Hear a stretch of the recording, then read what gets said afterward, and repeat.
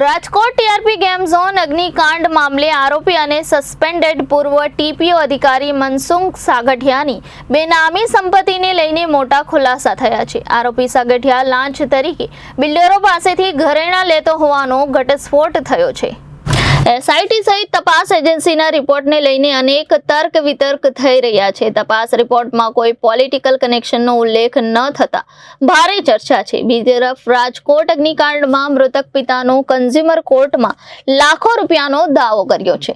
Rajkot TRP game zone અગ્નિકાંડમાં આરોપી પૂર્વ TPO અધિકારી મનસુખ સાગઠિયાની બેનામી સંપત્તિને લઈને મોટો ઘટસ્ફોટ થયો છે। પ્રાપ્ત માહિતી મુજબ મનસુખ સાગઠિયા લાંચમાં બિલ્ડરો પાસેથી ઘરેણાં લેતો હતો। રાજકોટના 3 જ્વેલર્સની પૂછપરછમાં આ માહિતી સામે આવી છે। ટીપીઓ સાગઠિયાની ઓફિસમાંથી જપ્ત કરેલા ઘરેણાં પર રાજકોટના નામાંકિત 3 જ્વેલર્સના માર્ક મળી આવતા એસીબીએ પૂછપરછ કરી હતી।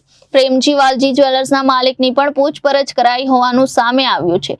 જો કે એસીબીની પૂછપરછમાં ત્રણેય જ્વેલર્સના માલિક એક જ રટણ કરી રહ્યા છે કે આરોપી સાગઠિયાએ તેમની પાસેથી ક્યારેય ઘરેણાં નહીં ખરીદ્યા। આરોપી સાગઠિયાને કોણે લાંચ આપી તેને લઈને પણ તપાસ તેજ થઈ છે।